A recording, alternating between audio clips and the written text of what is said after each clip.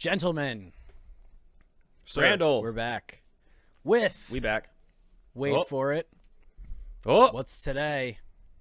season 4. Season 4. Sorry for blowing out everyone's ears. Whoa! Season 4? Yeah, it's season 4. Yeah, I didn't know that either. Yeah. Oh my Surprise. It god! took Chris a second. I guess we see who runs the podcast these days. Holy Wigwam. shit!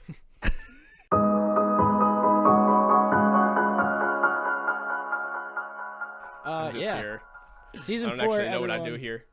We've made it. If you've made it this far through since the beginning with us, thank you. And if Thank you're you. new, thank you as well. Stick with us. We've got some Thank great you. content coming up for season 4. Content. No, we did that already. Oh, brought that back from a while Bro, let's ago. go watch that That one. was like a year ago. That's so organic. So, boys, you know, and sometimes you might not be content is When's after you've broken up with someone, or, you know, maybe you tried it out with somebody that you really like and it didn't work out. And that's what we're going to be talking about today is how to move on after that happens. So, Another relationships episode. another relationship. These Another are my one. favorite. I like Another talking about these.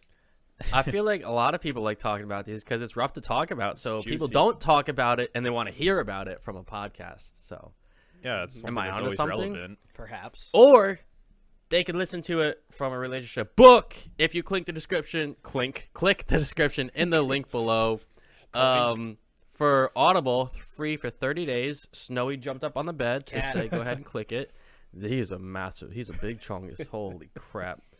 Anyway, click the link in the description for a free 30-day trial to audible.com.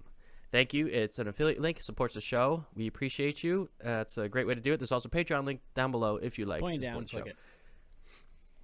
Cool. That's over. Had to knock that out early because we're about to get serious with some Good relationship work. It was shit. solid. Thanks, dog.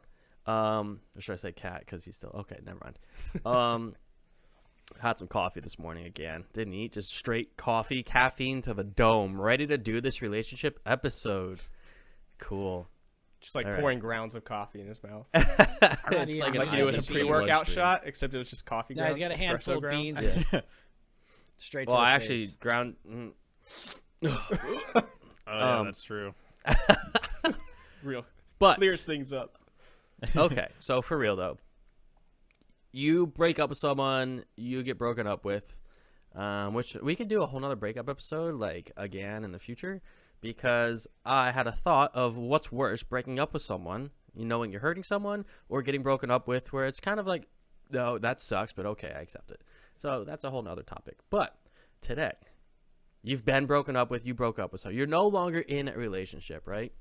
How do you carry yourself, and how do you move on, and how do you better yourself and attract the right people for the future, you know?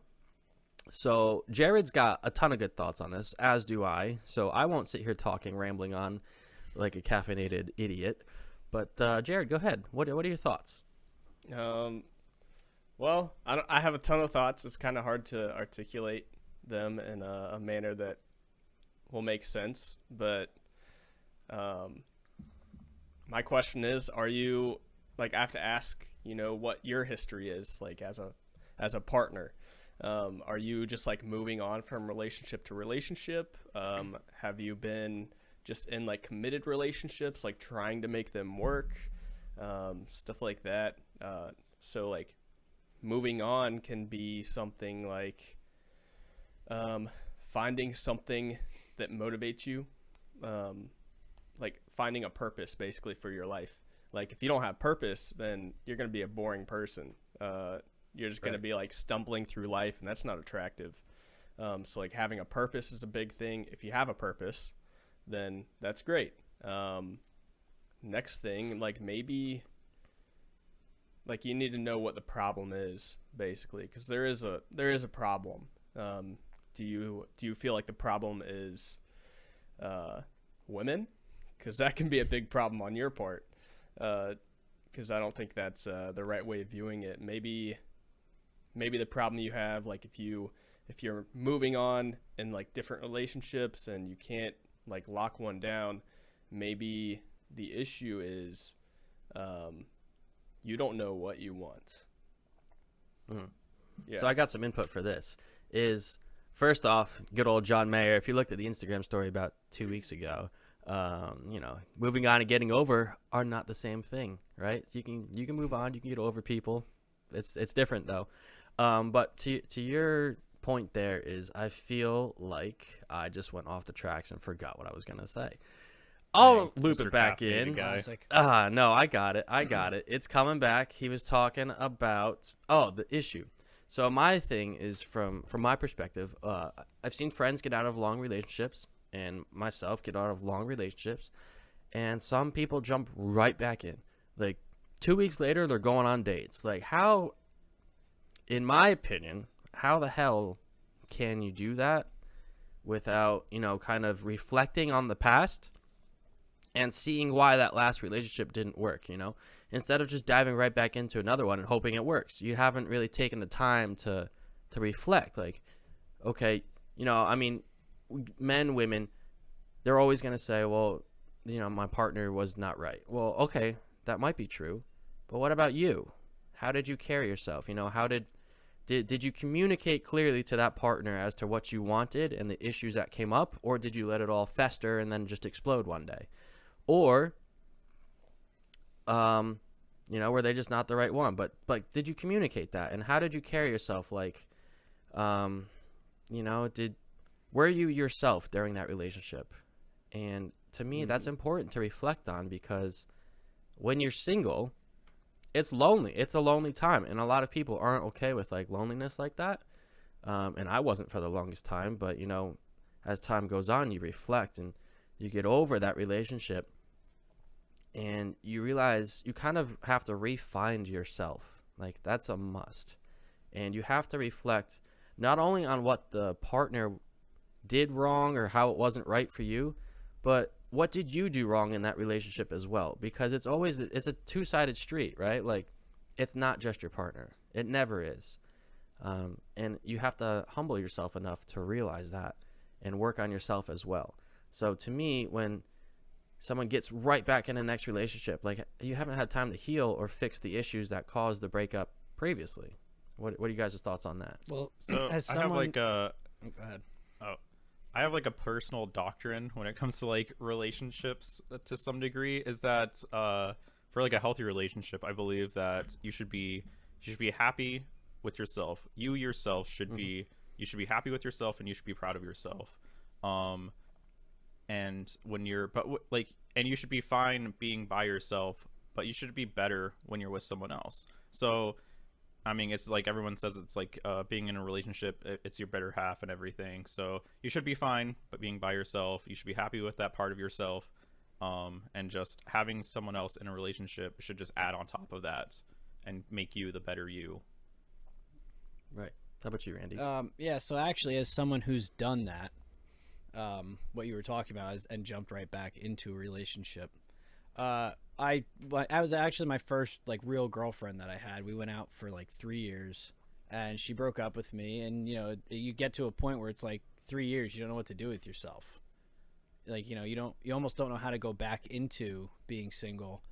And what happened for me was I met a girl. I thought I liked her, and I asked her out. She said yes. And then you got to also remember, it's not just about you either. And that's the part I didn't really consider. And the part that sucked so much about that was, I went out with this girl for like a week or two, and after that amount of time, I kind of realized I don't really like this girl the way I thought I did. The problem was, on the other side of that, was this girl was like head over heels for me. And when I broke up with her, because ultimately I broke up with her because I just, I was like, I can't string this girl along just because, Yeah. I decided I should get back into a relationship. And I broke up with her, and I felt awful about it, and I'm sure she felt awful about it because, I wasted her time. I wasted my own time. And, yeah, it's like, it was a huge learning experience because it was, like, I obviously wasn't ready. I just did it out of impulse rather than actually, thinking about it and thinking it through and, like, knowing that it was right. And, not only did I end up hurting myself, but I hurt somebody else because of it too. So, Yeah. Yeah. But I mean, you'd be doing yourself and her a disservice if you just stayed in that relationship. yeah, exactly. What? Right. Why did you break up with her? Like, was there a reason? I mean, just we Specific were. reason? Well, just- hopefully there was. I would like hang out with her, and it was just like, you know, from my side of it, I was like, this is just not the person that I want to date. Like, you know, there were Yeah, and you personality could kinda- traits that I didn't really particularly like, and not that she was a bad person or anything. Like, she was a very nice girl. I just, you know, she just wasn't the one for me. Yeah, I mean, you can kind of tell that right off the bat. You know, like 2 weeks in, that's a good benchmark. Is Yeah. but I think so. I think the number one step we're talking about, like after the breakup, right, is you need to be okay being alone before you can get back in a relationship. I think that, in my opinion, is like the number one thing you have to do. How do you carry yourself? Are you comfortable being alone? And how is your life without someone, without relying on someone, being codependent on someone else? How can you carry yourself through life? That's like the number one goal for me. And it took me 2 years to do that. Like, that doesn't happen overnight. Like, that takes a long time. It's taken me a lot And longer. yeah, but I mean, that's just, it's the way of life. Like, you have to be okay with yourself and know who you are before you can attract the right person that's right for you. Yeah, maybe get your own house in order before you invite someone else into that house. Yeah, Yeah. exactly. It's not an Because- easy thing though, because when you're in a relationship for so long, that relationship becomes part of your identity. Same with like your job that you've done for like 5-6 years. It's part of who you are. So Yeah, it's not something that you can just stop and recognize who you are as an individual.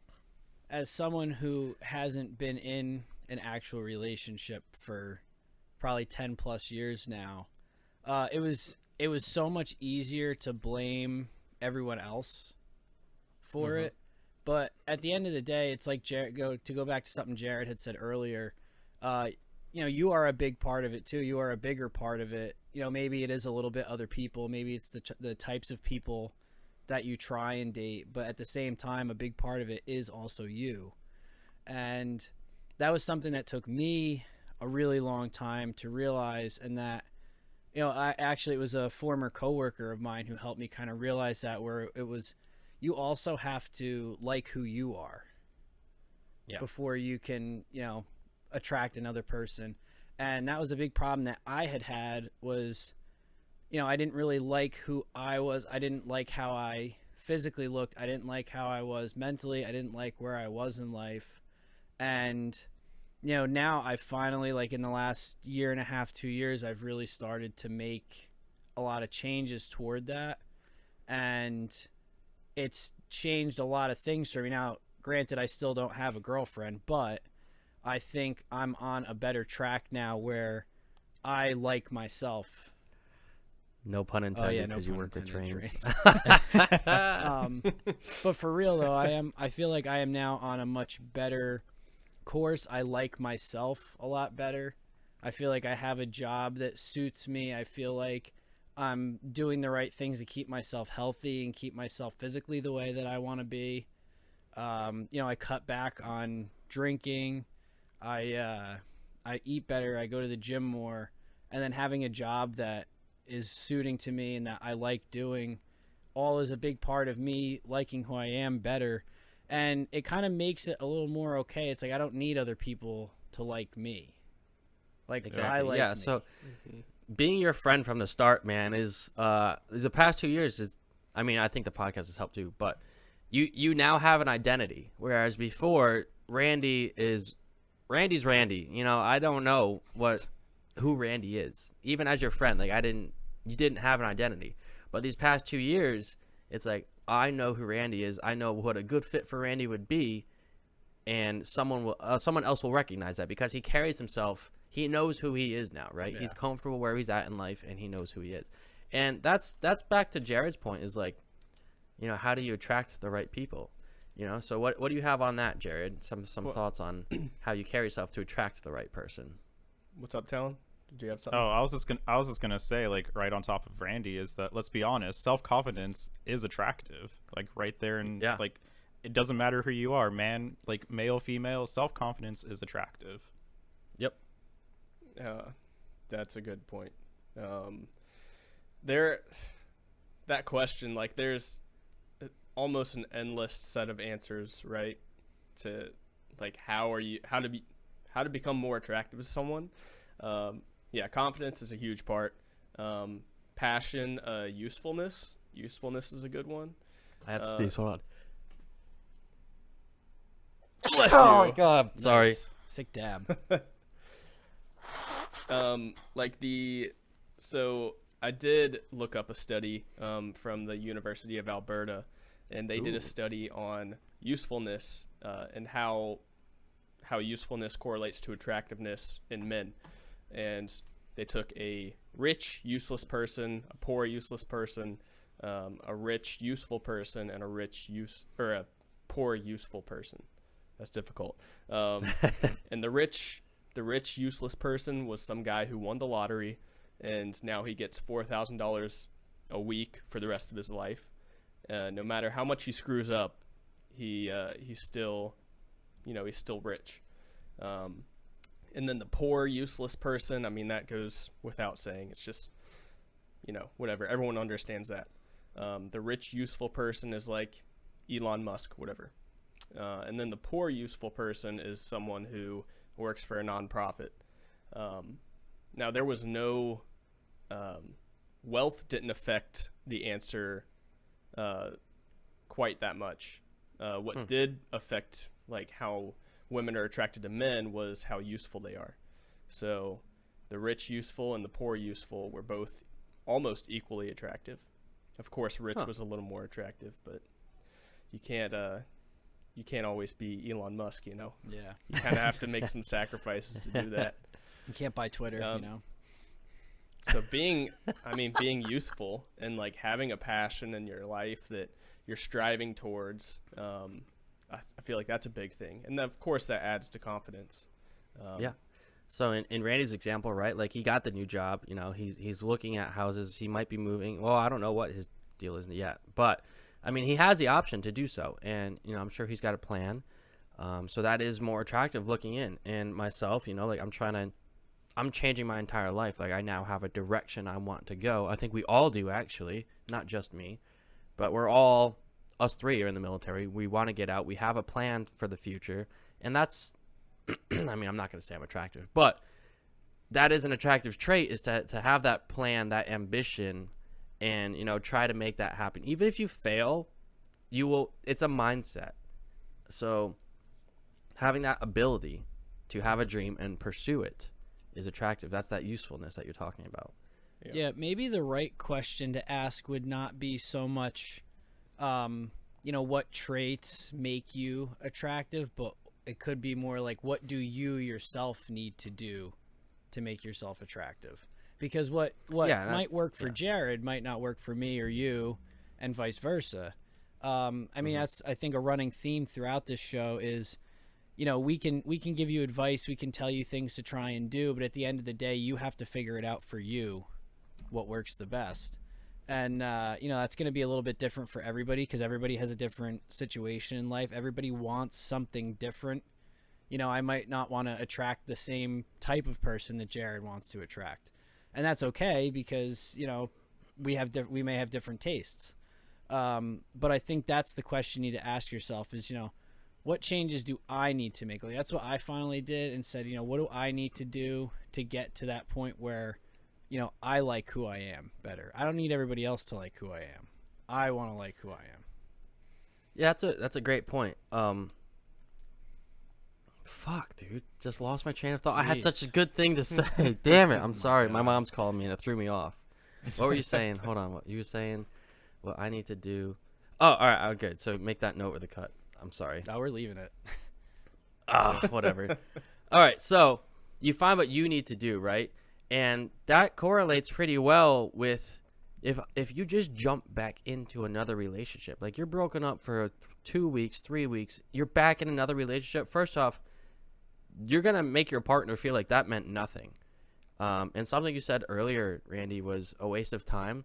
I hate that term, because I don't feel like anything is a waste of time. It's all learning. Like, you learn, I shouldn't have done that. I'm not going to do that in the future. I don't think it's a waste of time, and that person learned the same thing, hopefully, right? So That's fair. I've been told that too. Is like, I feel like you wasted my time. Well, like, I was pretty clear communicating with you. I don't feel like I wasted your time. I don't feel that way. So if you feel that way, I'm sorry. But I don't think like anything is a waste of time. Well, the reason women might say that and men might not say that is because women are actually fighting time. So that's something we need to keep in mind. So like, especially if you get in your late 20s and if you date a girl for like 2 years and then just like throw the relationship away like it was nothing, then okay, well that's not what I'm talking about. I know, but yeah. Some people might think that listening to this. Fair, good point. But so imagine, hopping back into a relationship 3 weeks later, you don't have the time to build yourself. You don't have the time to pursue that dream, that passion that Randy was talking about, right? Like, everyone's different. So if you're single for 2 weeks, you don't have time to realize that. There's no way. And therefore, you're not going to you're not going to allow the right person to come into your life because you're relying on someone. So you're going to take the first bite, right? If you cast a line, you plenty of fish in the sea, right? You cast a line, first fish bit. That's not how it should be, right? You should play the waiting game. You should find yourself. I'm trying to think of a cool analogy, but I'm not there yet this morning. But for real though, like, I think a few months at least, right? Like, to find yourself, what direction do you want to head in life? And then that person comes into your life and you make it work. Mark Groves, Create the Love on Instagram. We always give him a shout out. Fantastic page to follow. You guys should look up Mark Groves. Mark Groves. Great guy. He says the healthiest relationship is two people who can live together and are happy, or who can live alone and are happy alone, make it work together. Like, that is the healthiest relationship. And Randy alluded to that earlier on in the episode, right? Is you shouldn't need someone to be happy or to be yourself. That person should complement you perfectly. Yeah. And that's you got to understand that before you get back into a relationship. So we're not talking about relationships as a whole. We're talking about that in between time. Like, what do you do? How do you get over maybe the past? How do you reflect on it, and how do you move on? And don't force it. Like, you can't force it. I know that's kind of just like a different way of saying jumping back into it too soon, but I do feel like there's a difference. And what I mean by forcing it is, like, don't just don't hop immediately on Tinder and just start scrolling away and swiping away. Like, give yourself time to process it. I think a lot of people, what they end up doing, and I think honestly it's why our divorce rate is so high, is they end up with somebody, they don't know what they want, they don't know who they are, they get into a relationship, they get married, and then a couple years in they try and force it, and then those people are miserable together. And then they ultimately they end up splitting up, and usually it's ugly. And you don't want to end up at that point either. I mean, I know we're kind of talking way down the road from where we're at now, but like, I feel like a lot of times it stems from that, where like you get out of a bad relationship, you're not ready, and you get into a new one, and then you try and force it. It's like, don't try and force it. Like, just let it happen. Like I said, Chris said it might take a couple months. For me, it's taken years. But you know what? I would rather it take years than be with somebody who I'm going to be miserable with. Or, jump through a million relationships that aren't going to work. I would rather find the one that's the one and be done. And so, trying to kind of understand what you were talking about is you choose the next partner, like the first person to come along, basically, after a rough relationship, and you just choose and force it, and like, you force a relationship to the point where you're married and have kids. Is that what you're talking about? Yeah. And I think that's a great point. I think that happens a lot. I know people. It does happen. I know. Yeah. Happens a lot. And then, they end up resenting their partner, and it's just not a healthy relationship. Maybe divorcing down the road, or just staying with that person miserable. I think a big part of that is just not knowing what kind of women you want to attract. Yeah, and I think there, I think there's been a big cultural shift that people look at as bad, but I really don't think so. In that, younger people are getting married later in life. I was just gonna bring that Yeah, up. and Yeah. I don't necessarily see that as a bad thing. I think people, we've talked about with college. It's kind of the same thing. At 18 years old, they ask you what you want to do for the rest of your life. Well, you look at it like this. At 18 years old, you're asking yourself, is this the person I want to be with the rest of my life? Yeah, that's deep, dude. That's a good place to end it. We kind of hit the 25-minute mark, so we're gonna do a part 2, I think. So think about that. Dwell on that. Dwell on what Randy just said, and tune in next week for a part 2 where we have even more information. We recorded for an hour, but we want to keep it on that 25-minute mark. Keep your attention, and so tune in next week for some great information. Jared, take it away, buddy. All right. Thank you so much for tuning in. Yes. Wait for the second part of that episode, and then hopefully you listen to that right after this. And let us know if you have any suggestions on topics we should cover. You can follow us on social media, linked in the description, and you can catch us there. But until next time, See ya.